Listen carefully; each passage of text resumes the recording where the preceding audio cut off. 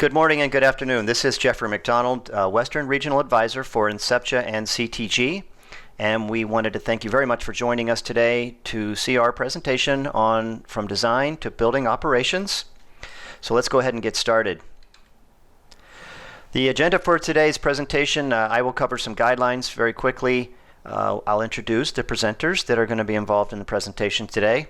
I'll do a very quick workflow overview of what we're going to cover. The technical presentation will be made up of 12 different chapters, and those will take about 50 minutes or so to cover. I'll go over that same workflow again just as a review, and then we'll have time at the end for Q&A. So the presentation guidelines, again, it'll last about an hour. We do encourage questions, and the way that you would engage with us with questions is submitting questions through the chat box. We're not going to be able, because of the amount of information we're covering today, we're not going to be able to have really live Q&A during the presentation, but we should have plenty of time at the end. So please, as the presentation is going on in the individual segments, please go ahead and queue up your questions in the chat box, and we'll pull them up at the end and go through and answer as many as we possibly can. This presentation is meant to be a broad overview of many of the Autodesk products that are used in the architecture, engineering, and construction sector.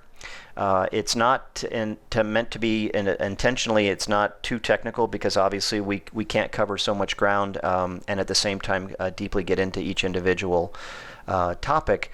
But the goal is to show how the data flows from design all the way through to handoff at the end, and that's really what we wanted to convey here.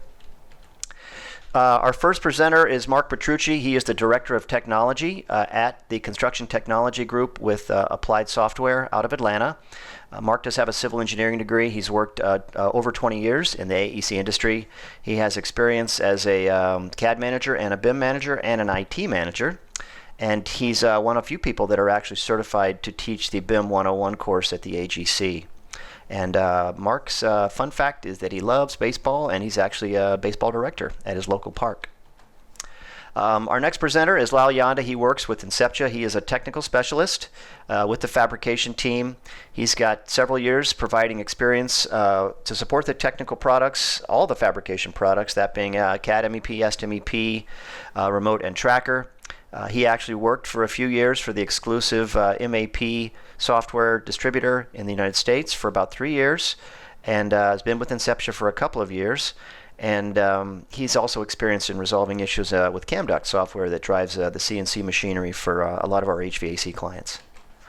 I'll be presenting a couple of the segments myself. My name is Jeffrey McDonald, and as I mentioned earlier, I'm the Western Regional Advisor for both Enceptia and CTG.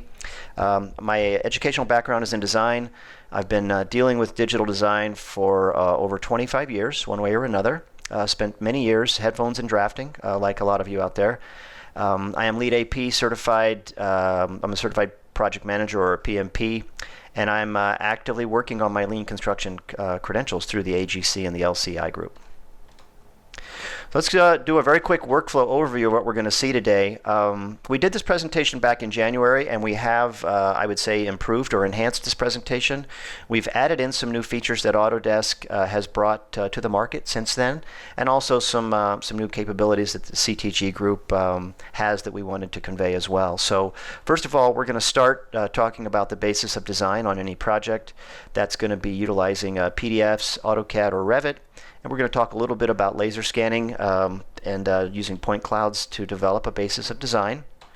We'll talk about estimation using the Autodesk ESTmep software, being able to pull Revit models in directly to that, and very quickly develop some cost factors with some of the tools that we have there.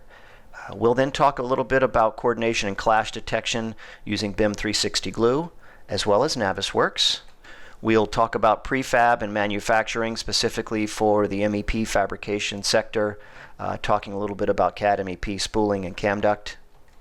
We'll talk about taking your designs out into the field using APL and robotic total stations to lay out your hangars and a lot of your stub ups and those kinds of things, and the benefits that are provided there. I'll talk a little bit about the first of two new tools from Autodesk. One of them, it relates to lean construction, so hopefully you'll find that interesting. We'll talk a good bit about BIM 360 Field, as it's one of our primary tools for managing projects in the field, tracking issues, QA and QC. I'll talk a little bit about some of the services that the Construction Technology Group can provide and provide a very, very brief but powerful example. And then we'll talk about federated deliverables, what everybody loves to do at the end of the project, which is kind of gathering up all the as-built information, getting it into your 3D model, and pushing it into Revit to hand over to the contractor or the owner. And then the last piece is an exciting piece. Again, it's a new solution from Autodesk. We'll talk about it, but it's basically called Building Ops, and it's a CMMS tool that Autodesk has just released. Okay, so that should cover all of our housekeeping and introduction. So let's get started with the presentation. Let's begin with data acquisition, establishing a basis for design. We're going to assume we have a typical project, maybe a new building or maybe a renovation of an existing building. Either way, it's up to our MEP team to design a system that will best fit and function in the space available. The fastest way to create an as-built model involves the use of a 3D laser scanner. It is by far the fastest and most accurate way of measuring existing conditions. Nearly all scanners today include high-resolution images to make viewing and working with point cloud data very easy. We'll look at 3 vendors and their hardware that we've worked with in the past. Finally, we'll discuss how Autodesk Recap improves the workflow to get point cloud data into your CAD or BIM software. The first 3D scanner we will look at is the Topcon GLS 2000. This laser scanner has the speed, accuracy, and the performance needed to satisfy virtually any as-built requirement. An interesting feature of the scanner is that it has the ability to tie into existing APL or Autodesk Point Layout control points. So if we have stakes, pins, or nails at our job site with survey coordinates, we could take advantage of those points to help us accurately register multiple scans. For those of you who've never seen a point cloud, especially with high-resolution imagery, the following video shows you one example. This point cloud was taken with the GLS 2000, and notice as we move around and stop, the images become more clear. However, there are millions of points representing the actual facility that was scanned. Another scanner that we work with or have worked with is the dot product. The handheld scanner allows you to get into places that are difficult or impossible for other scanners. It has real-time markerless camera tracking, which means you don't need to tape up black and white targets on the walls. Scans are registered or stitched together on the fly. All processing is done on the tablet, no laptop needed.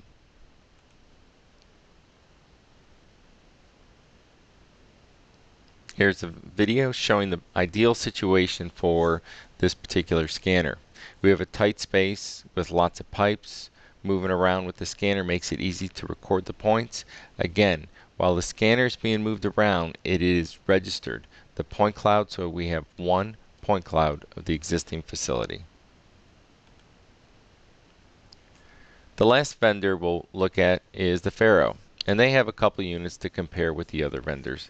The Faro Focus X330 is a small and lightweight laser scanner. It is an ideal tool for indoor and outdoor applications. It has a range of 330 meters. This unit is small enough that it is easy to travel with. The Faro Freestyle is another handheld scanner on the market. It quickly and reliably documents rooms, structures, objects in 3D, and creates high-definition point clouds. This is a quick short video showing you the Faro Focus X330 in action. You'll notice the laser scanner that was revolving on the mirror. You don't actually see that laser, and here it is in action. But that is how most laser scanners work. And finally, what can Autodesk do with these point clouds? Well, we can use Recap to view, measure, and register scans if necessary.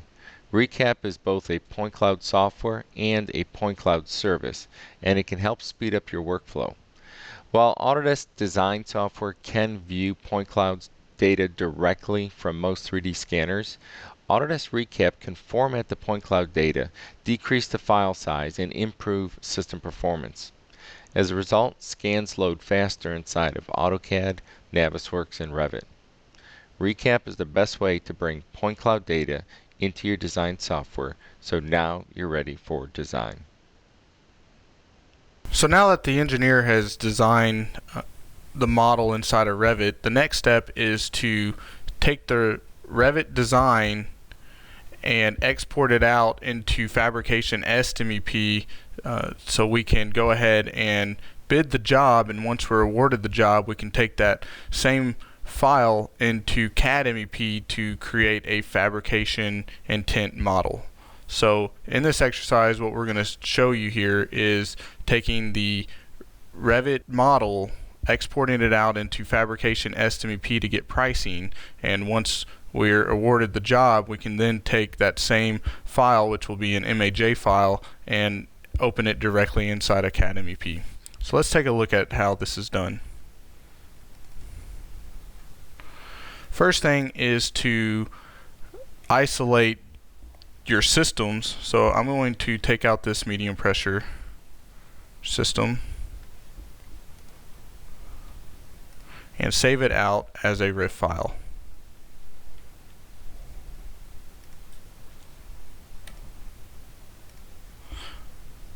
Now that I've got it saved, I can go ahead and delete this Revit system, because at the end of this process we're going to import the file back into Revit with fabrication items. I'll do the same over here with the pipe.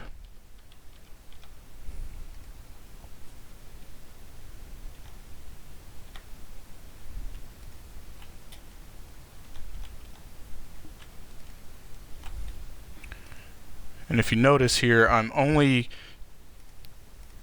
grabbing straight duct pieces, straight fittings, and pipe fittings. And let's go ahead and save this out as RIF file.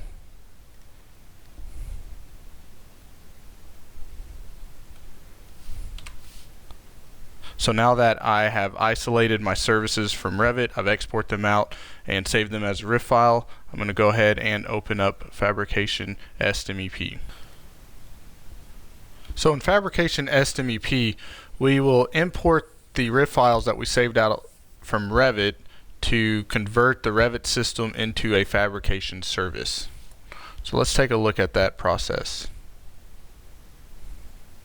I'm going to select Import Run of Items.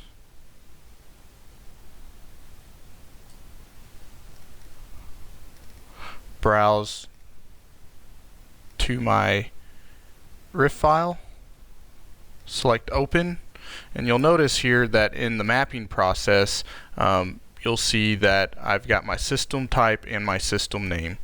The system type and system name refer to what was defined inside of Revit, and the service name is what I have inside of Fabrication ESTmep, CADmep, and CAMDuct. Through the three products, you'll have a one common database that will utilize the same services in all three. As you can see, this is already mapped out. Once you do this, this will save this information through the different mappings. So let me go ahead and select OK. And let's go ahead and import our pipe. Same thing.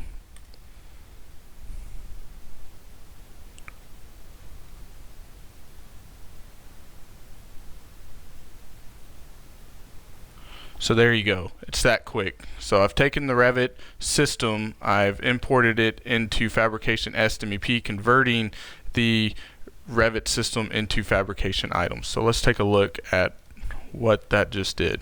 So if I zoom in here and I look at my items, you'll notice that it went from a generic rectangular duct to now, if I double click on this item, you'll see that it has some information tied to this. So let's take a look at this in a 3D view. You'll notice that I've got a dynamic hole for the branch coming out of it, that this can be used with CAMDuct to cut that out. If I look at my items tab, you'll notice that I've got a specification or pressure class assigned to this item, giving me my standard straights along with my connectors and my seams. So it went from a generic Revit family to now a fabrication part that can be manufactured out in the shop. As well as my hangers came in automatically, and if I look at an elbow on the pipe, you'll notice too that I've got my correct welds, and if I look at this elbow, it adheres to manufactured specific dimensions. This is a weld bin 90 elbow, again with the correct connectors and the correct sizes. So now that I have it inside of ESTmep and everything looks good, I can run an estimating summary on my items, and you'll see here that it will break it out by material cost, fabrication cost, install cost, and a total. And it will also break it down further based off the discipline. So go ahead and select OK. So now that I've brought it inside of EST, I'll go ahead and save this out as an MAJ file. This MAJ file will allow me to open it in any one of the programs: CADmep, ESTmep, CAMDuct, and now Revit.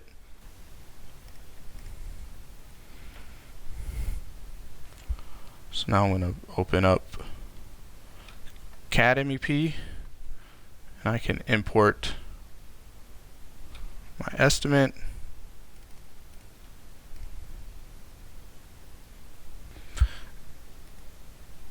Now that I have it inside of CADmep, I can go ahead and move anything around that I need to move, or go ahead and fix the conversion based off of how it imported in from Revit.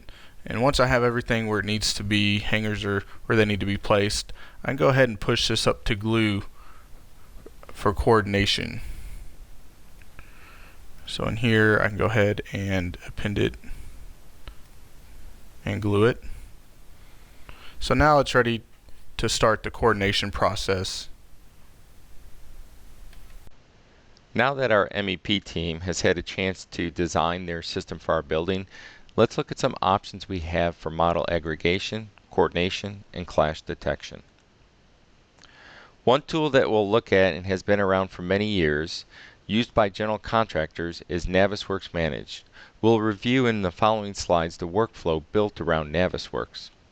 The other tool becoming very common in the industry is Autodesk BIM 360 Glue. It may not have some of the advanced functionality of Navisworks Manage, but it has advantages many users feel are perfect for them.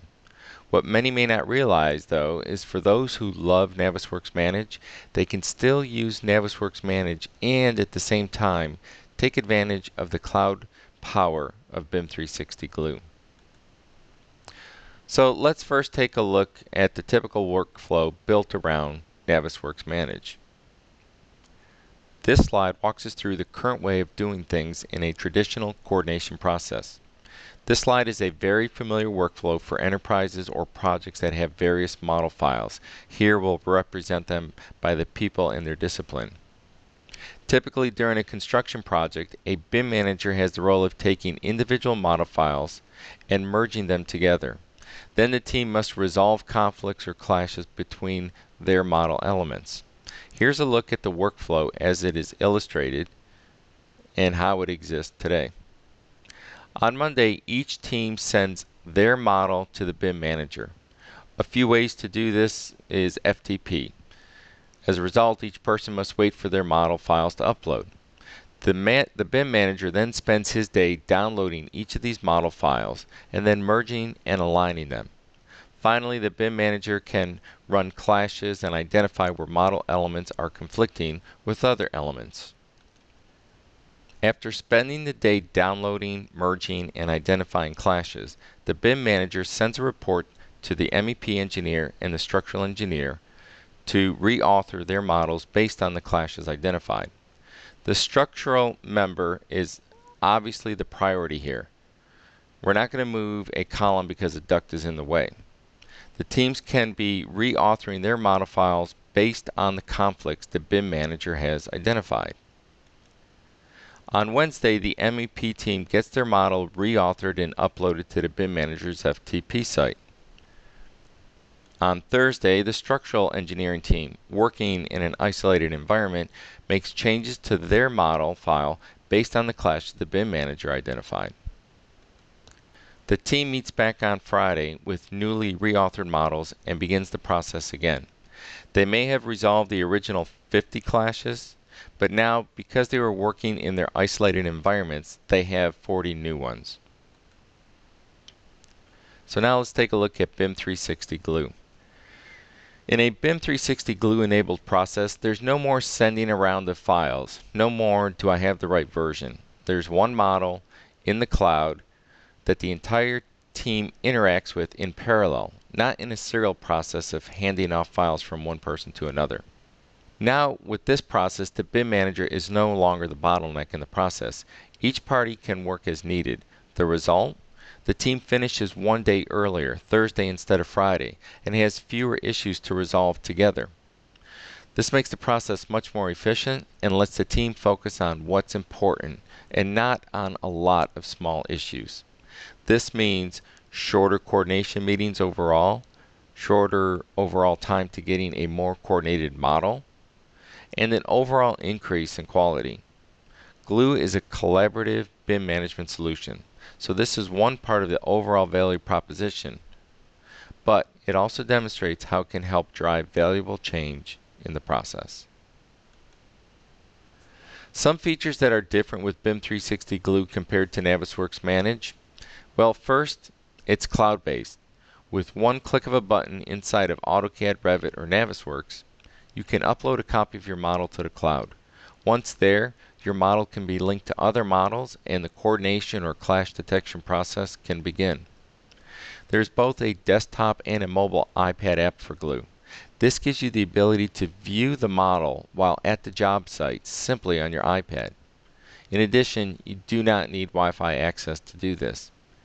Included are simple yet powerful markup tools, so as problems appear, you can easily note them on your iPad and share them with the construction team.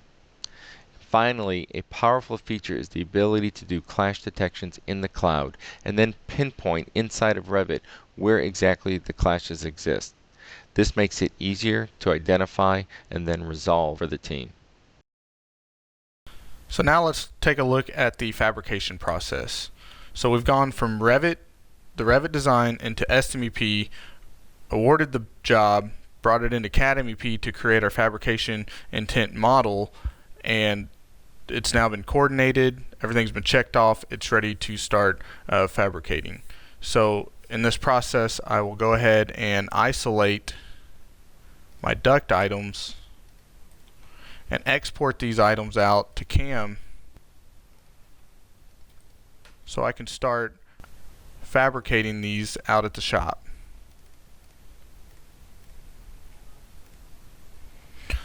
Let's go ahead and open up CANduct.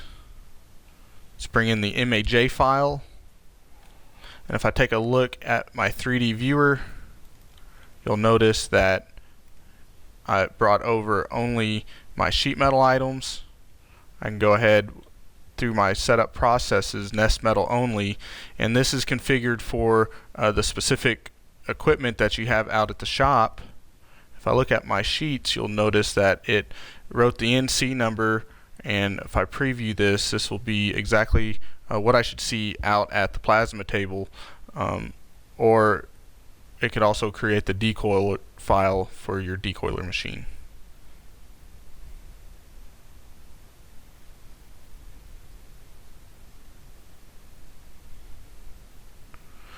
So that's the sheet metal side of things. So let's go back into Fabrication CADmep and take a look at the piping side. So on the piping side, we can go ahead and utilize our spool sheets, and I've already gone ahead and created a spool sheet, but you'll see here that this is an automated process as well. And so if I take a look at my spool sheet, you'll notice that it's giving me my bill of materials. We've set up a weld schedule inside of our spool template. We've gone ahead and dimensioned our spools, and it's filled out our job information. So this will now be sent down to the fab shop, and now it can start getting prefabbed and put together to be put onto the truck and installed out in the field. Now that we have a model that we can take out to the field, let's show how we can bring the design and the field together. We're all familiar with the traditional method of layout, QA/QC, and as-builting. It's been around forever. We're all familiar with the roles of drawings, tape measures, and field notebooks. However, how do we know we have the latest drawings? In addition, what if we intended to measure something as 16 feet 9 inches, but instead we measured or recorded it as 19 feet 6 inches? Maybe we'll catch that mistake, maybe we won't. Let's ask ourselves if there's a better workflow. A workflow where we can bring the latest CAD or BIM files to the field and not old paper drawings.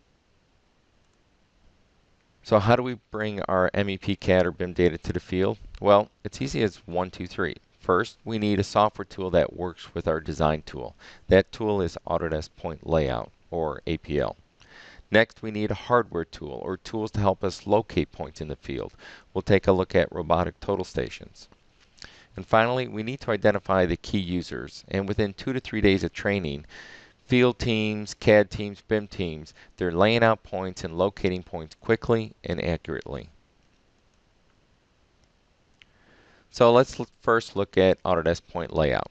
A single copy of APL will run inside of AutoCAD, Revit, and Navisworks. However, an important feature overlooked with APL is the way we can relate coordinate systems between the different programs. It's not uncommon to receive drawings from a civil engineer created in AutoCAD Civil 3D, drawings from an architect created in Revit Architecture, and piping or ductwork files created in Revit and or CAD MEP.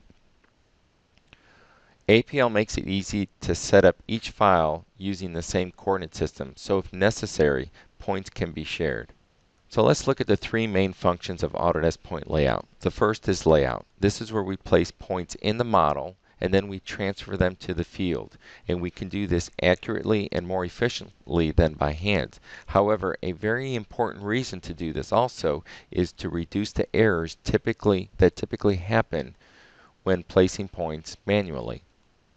Another important feature of Autodesk Point Layout is QA/QC. This is where we compare points that were laid out in the field with the design model. Very quickly we can do a compare inside of APL and identify any deviations that are more than, let's say, 1/4 of an inch or 1/2 inch, whatever you want to set it to. But this is a way to verify the accuracy of the subcontractor's work. Finally, as-building. Here we can bring new points in from the field into our model. And then literally we can connect the dots, if you will. So if I have a pipe in the field that is not in my model, I can record those points. When I bring those points into, let's say, Revit or CAD MEP, I can then tell APL to connect those points with, let's say, an 8-inch pipe, and it will do that for me. Here's some examples on what points look like. Inside of CAD, it could have a circle or a square with an X through it. There's different looks to points inside of AutoCAD. With Revit, it always looks like a cube. And with Navisworks, it looks like a sphere. We can place points on any object, such as our hangers or on our walls, place them on floor slabs. We could also use points that we record on, let's say, a flat slab, and then generate a heat map to show where the highs and lows are for that particular slab. Let's take a look at a live demo of APL. We're going to go back to our project. Here's our building and our first floor where our design team, MEP engineers, have designed a ductwork system. Here's our duct. Let's go to a view that's a little bit easier to see. So we'll just isolate on the duct.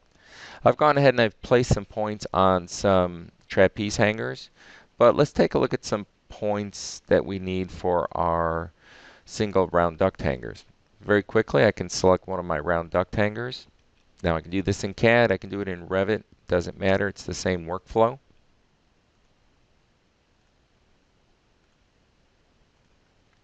Here's my hanger. I place a point on it. I'm going to push this back into my project. I'll wait a few seconds. Now all of my round duct hangers have points on them. If I go back to my APL point list, I have a number of points that I've placed, some that are on rectangular duct hangers and some that are on round duct hangers. Let's take a look at placing pipe in my model. I have some vertical pipes and I want to locate the stub ups. So very quickly, select my pipe routine. I'll do all the pipe, I'll do all the verticals, I'll do both the top and bottom. I'll put in a custom description. I'll call this just simply pipe point. For our CADmep team out there, it will actually recognize the pipe and name it according to the pipe system. I'll append the point diameter or pipe diameter. Now when I zoom in, I can click on this point and I can see that point is ready for stakeout. There's the point number and it's an 8-inch pipe point. If I take a look at a couple other points, there's my 3-inch pipe and my 4-inch pipe. If I take a look at my list,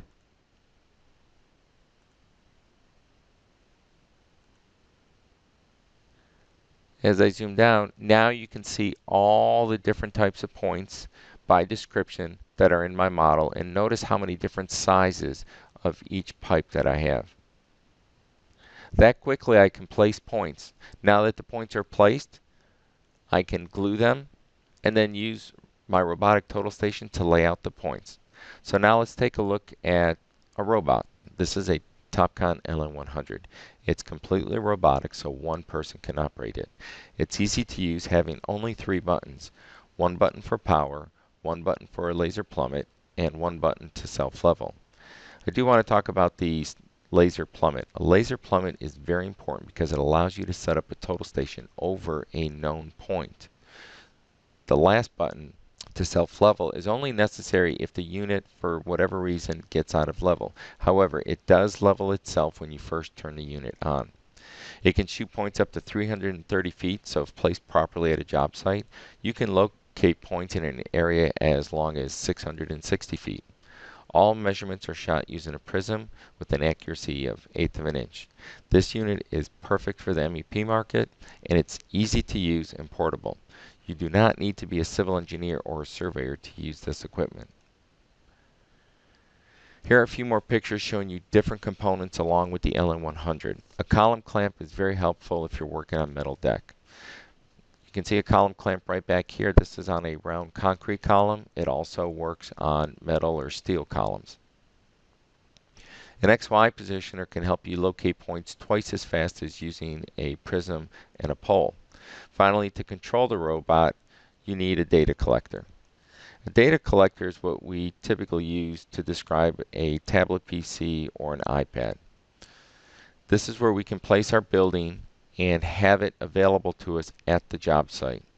And by seeing the building or floor plan on a tablet, you know where you're standing and where you need to go. Now let's begin using BIM 360 layout to locate points in the field. We're going to use the same project we've been working with, and in this case this model has been uploaded to glue. All my points have been placed using Autodesk point layout, and we'll begin laying out our round duct hangers.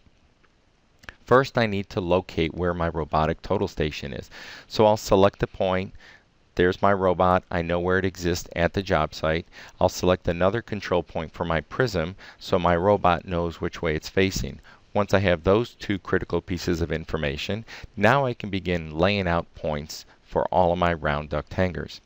Once I select the point, I look in the upper right hand corner. This will tell me whether to move towards or away, left or right of my total station. Or I can simply look at the screen and walk to that point. Once I get to that point, I can mark it on the ground or on the metal deck, collect it on the screen to let APL or BIM 360 layout know that I'm finished, fill in a few more key pieces of information, and then save that. Now I can move on to the next point and continue. All right, on this project, our general contractor is going to be implementing lean construction methodologies, and we wanted to take the opportunity to talk to you about a new product that is being added to the BIM 360 family, and that is called BIM 360 Plan. The concepts of lean construction have been around for many years. They actually come, like many of our BIM concepts, come from the manufacturing world, and they are being applied more and more in the construction sector, simply because they are very good at driving waste out of projects. And waste relates to lost profits for general contractors as well as contractors, so it's obvious of great interest to companies that are trying to basically improve their bottom line. So how does BIM 360 Plan help you manage your lean construction projects? BIM 360 Plan is effectively a short-range production planning tool. It allows you to bring down your master schedule from Primavera or Microsoft Project, bringing those milestones in and then breaking those projects elements down into smaller phases where you can identify roadblocks or constraints, develop 6-week, 3-week, and then 1-week work plans down at the smallest level, and then through your daily check-ins, you're monitoring and maintaining the trade commitments for amounts of work that are going to be done so that you can make sure that you're working all the waste out of the project. This is an actual photo of a pull planning session on a lean construction project. At this type of a meeting is where the individual trade representatives make eye-to-eye, face-to-face commitments to each other about when they're going to get their work done, on which days, and how much, so that the interaction between the trades on the job site becomes much more of a collective effort, and that close collaboration and teamwork towards developing the schedule drives waste out of the project, and it drives waste out of the project for everybody, not just the GC. So what BIM 360 Plan allows you to do is it does not interrupt or replace any of that face-to-face interaction, but it does allow you to collect this information on the board that is developed through that face-to-face interaction, and allows you to carry that around with you so you don't have to keep coming back to this room and referencing it. And then it also allows you to keep track of those commitments, and allows you to keep metrics on how those commitments are kept week by week, so you can improve that process, which again drives waste out of the project. Okay, just to summarize, BIM 360 Plan is one of the latest offerings from Autodesk related to the BIM 360 family. Provides collaborative short-term planning, cloud-based, so it gives you instant updates to the shared plan amongst all of your trades. It, of course, supports, it was purpose-built to support lean construction practices. It is mobile, designed primarily for the iPad, so it allows field mobility for tracking of commitments. And it has built-in performance metrics to help you better manage the lean construction methodologies. Now let's look at field construction management. Let's take a high-level look at BIM 360 Field. BIM 360 Field is a cloud-based mobile solution for the construction industry. It's very important to understand that it supports both a 2D and 3D workflow, and it's really geared to streamline the process for the end users who are on the site every day. BIM 360 Field has both a desktop and a mobile app, and we'll take a look at all the great tools that BIM 360 Field provides to our construction team. We'll look at issues and how we can log, assign, and track conforming and non-conforming items in the field. With checklists, we can streamline your process by utilizing the checklist function to verify, document, and inspect work for the safety manager. With equipment, not only can we track equipment, but any building component. The tasks function allows us to assign tasks to a team for follow-up. The library is how we can get up-to-date drawings for the guys in the field. Models allows us to link to the BIM 360 Glue model viewer. Photos allows us to verify, document, and inspect work in place. And finally, there's a report function, and we'll see how all that information that is gathered in the field is compiled and managed in the web interface that you can report on. So we'll first look at the library function. To access files in the library, you simply browse to the library of documents, select the folder needed, and then select the drawing to view it. Here we can even be working in an offline or disconnected mode. You can work locally without the need to be connected to Wi-Fi or cell service.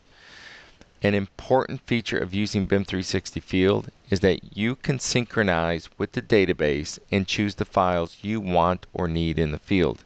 This helps provide you with the right versions of the data at the right time. With photos.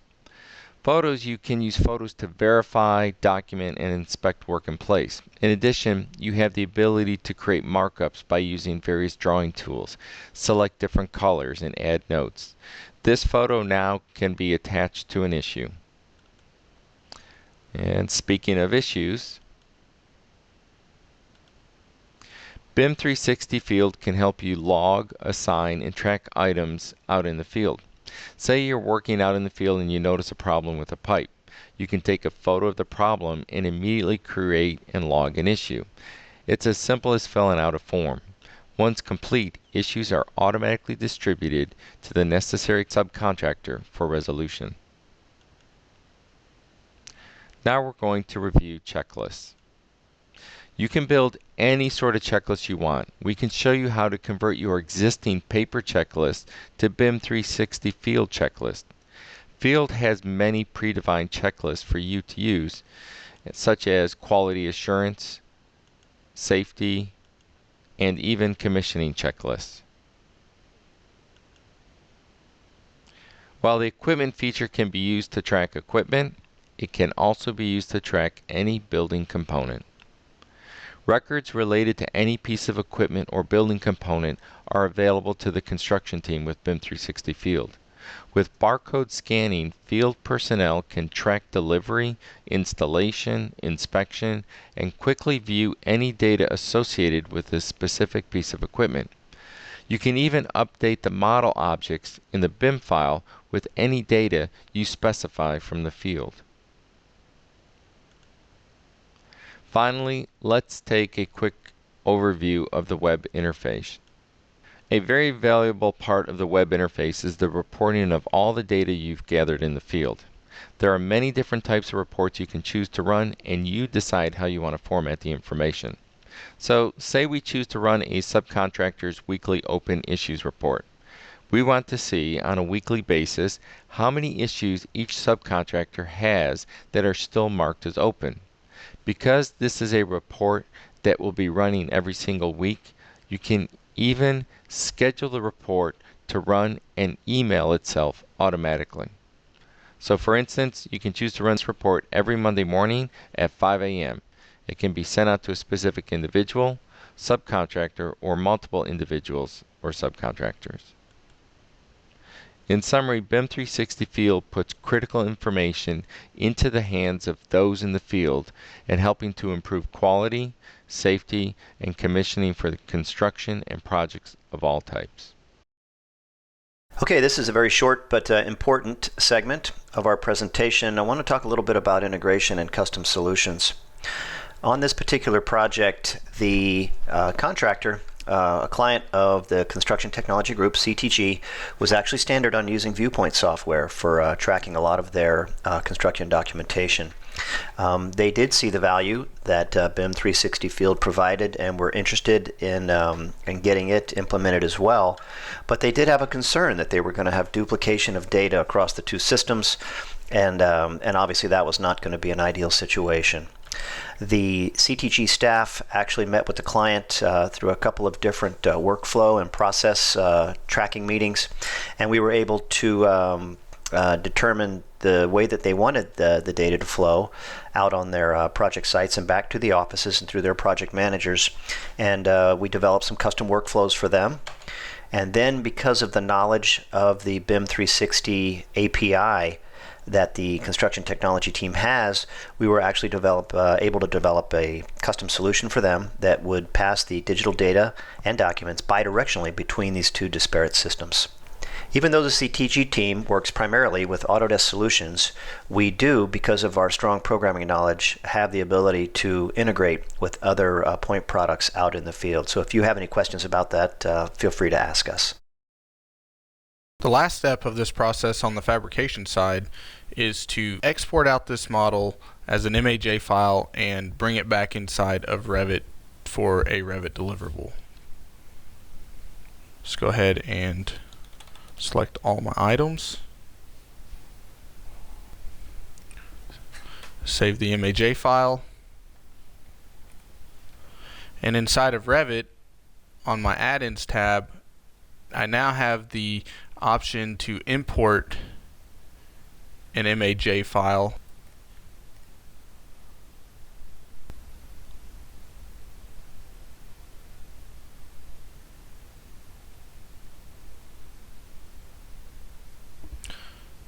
So what that does is bring over the fabrication items inside of Revit, replacing the generic Revit family and replacing it with a fabrication item. So if I take a look at one of my items, you'll see here on the right side it is now a fabrication part. So it's no longer a generic duct, it is now the same item that was used in the fabrication process. Along with it also brought over my hangers. If I take a look at this mechanical room over here, you'll notice the same thing. I've got my welds along with my manufacturer specific items and my hangers.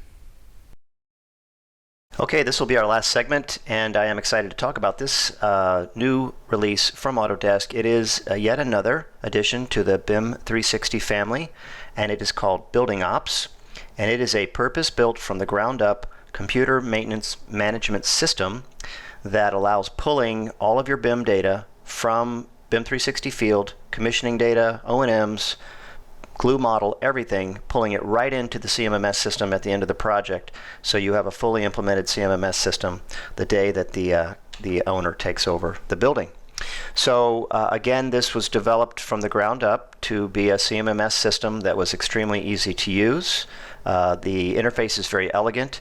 It was designed to work specifically on the iPhone. In speaking with the developers, that was by design. They know that these technical folks that are out there doing the repair work usually don't have enough hands with their tools and everything to be keeping an iPad on them. So the intention was that this would just go in their shirt pocket and they would be able to keep it handy. The interface, again, is very simple and very easy to use. So what are some of the benefits? Again, with the ability to pull the data right over from BIM 360 Glue and Field, the implementation of this is something that could take a matter of minutes, quite frankly.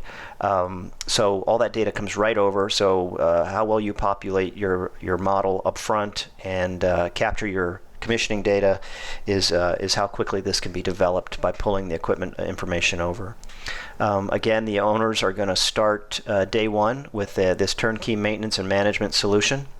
For those of you that are out there that are MEP contractors, you know that by contract, in most cases, you're responsible for the equipment for the first year, and having the system in place will actually help you be assured that some of that first year PM is being taken care of. And again, this interface is simple and elegant, and made to be very simple and easy to use and be accepted by the technical folks. I want to show this video real quick. It does a great job of demonstrating how the product would work.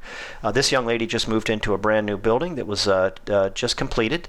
And she finds that her bathroom exhaust fan doesn't work, so she takes out her iPhone.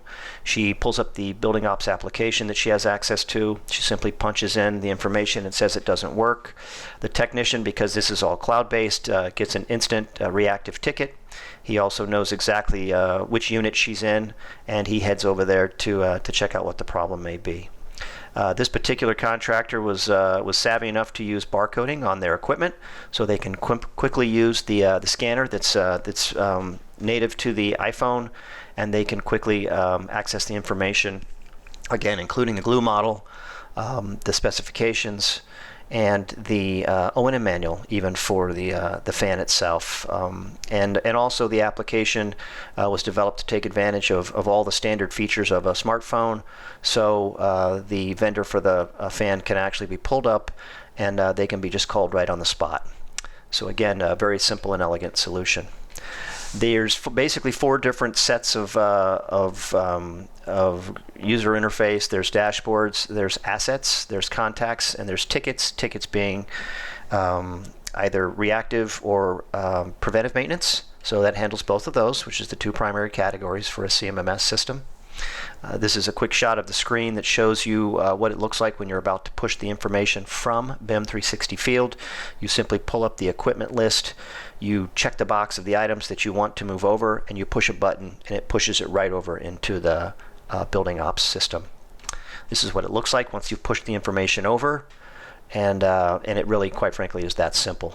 So we are very excited about this. When I see this new type of application coming out of Autodesk, and likewise the one on lean construction earlier, it's obvious that Autodesk is paying attention to trends in the industry and providing us with new applications to help our customers serve their clients better, and we're very excited about it.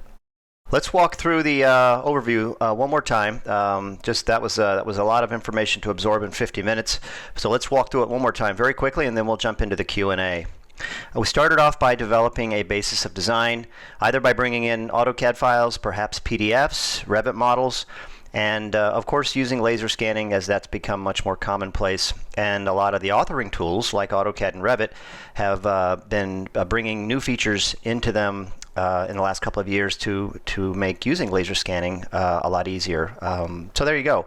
The next piece was Lyle talking about estimation and fabrication on the MEP side, using the add-in tools to bring Revit consulting models directly into ESTmep to give you very quick costing information. We next then talked about coordination and clash using BIM 360 Glue and Navisworks, and of course the new information that's come out in the last couple months now is that you can actually run Navisworks clashes on your glue model, so that really gives you the best of both worlds. Next, Lyle talked a little bit about prefabrication and spooling, and of course the integration with the CAMduct software that allows the cost savings and material savings through the CAMduct software. And then Mark took our design out into the field using APL and the total stations to do layout of our MEP designs in the field. And then of course with APL we're able to capture any modifications that might occur in the field, bring those design changes back and bring them into the model. So we're round tripping the data completely, and what we're doing there is we're actually maintaining our as-builts as we go through the project. So that's a huge value there. I spoke a little bit about lean construction and the new BIM 360 plan tools from Autodesk and how those can help you manage your lean construction projects. And then Mark talked at length about the BIM 360 Field and Glue for doing construction management in the field, tracking issues, and managing quality assurance and quality control. I spoke a little bit about the Construction Technology Group's ability to work outside of the Autodesk umbrella and integrate with some other applications because of our knowledge of the Autodesk programming interface with BIM 360 Field. And then Lyle spoke a little bit about federated deliverables. Most of you on your projects are required to provide deliverables at the end, and more it's being asked that you provide a Revit deliverable that has as-built information in it for your systems. And Lyle spoke to some of the capabilities that are in place now with that process.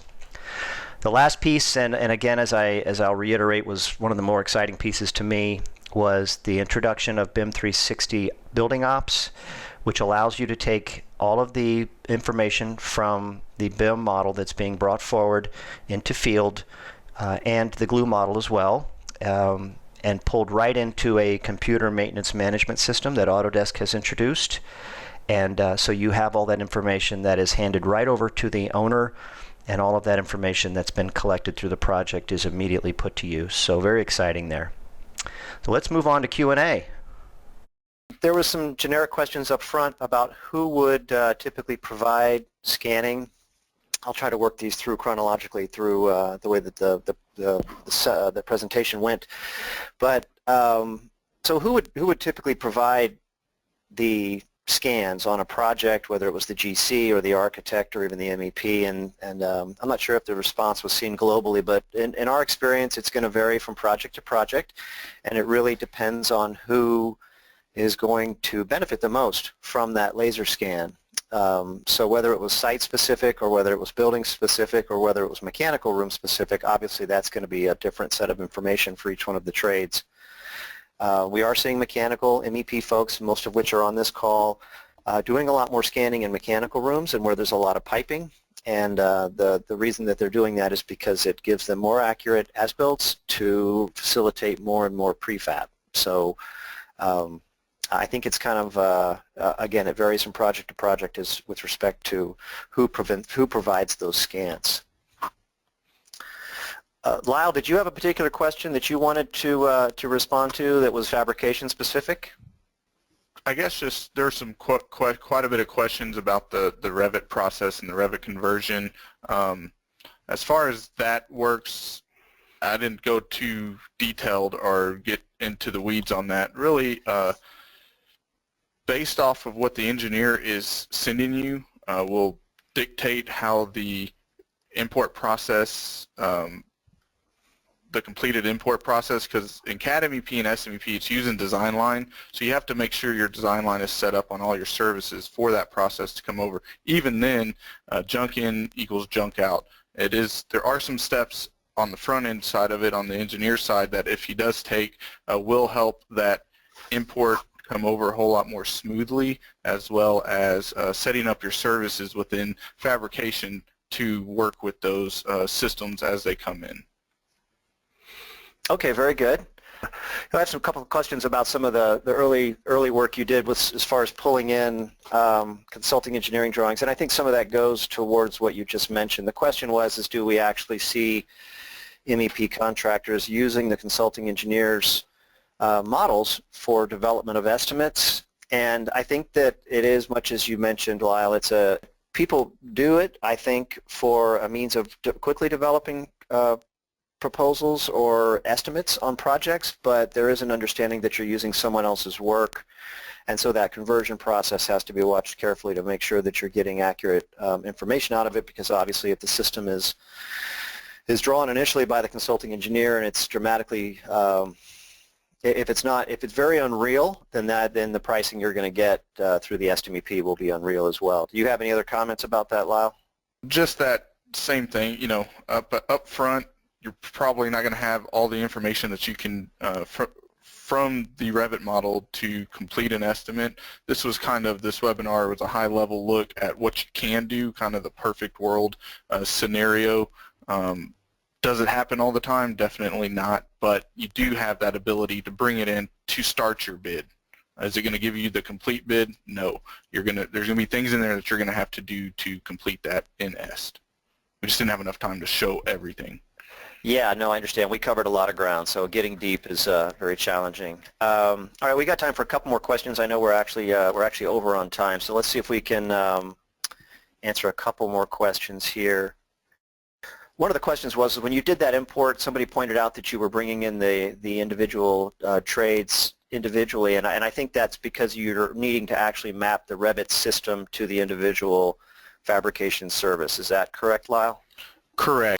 The more that you bring out of Revit and into CADmep or ESTmep, that Revit mappings, there's a file that's being built every time you do that. So if the system name is the same, then that information will automatically populate for you. The reason why I was bringing it out by system, it just makes it easier to manage the different RIF files, depending on how much information is in that RIF file.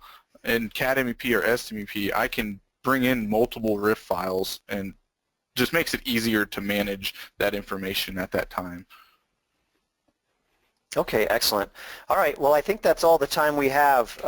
We've gone over by a couple minutes. Some of the other questions were about referencing this information. We do have, if you registered for this presentation, we should have an email address from you, and we will be sending out a hyperlink to those same email addresses that will take you to a recorded session of this presentation. And not sure if that's going to be natively in YouTube or if it'll be on our servers, but nonetheless, you'll be able to review this and listen to it after the fact or share it with your colleagues or peers in the industry.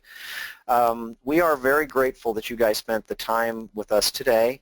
It is important that we have the opportunity to hopefully show you guys what's new and what's coming out. We're, as I mentioned, we're very excited. I think some of the new features and applications that are coming out from Autodesk, specifically the Lean and the Ops programs that are being added, to me they show that Autodesk is doing a good job with listening to the industry about trends and providing business solutions that that will work and help improve the bottom line of its clients and your ability to help your clients. So we again thank you very much. If you have any questions and want to contact us here, please reach out to us. We are the Construction Technology Group with Applied Software out of Atlanta, Georgia, and then of course Enceptia is out of San Antonio, Texas, and across the state of Texas. So thank you all very much for your time and have a great day.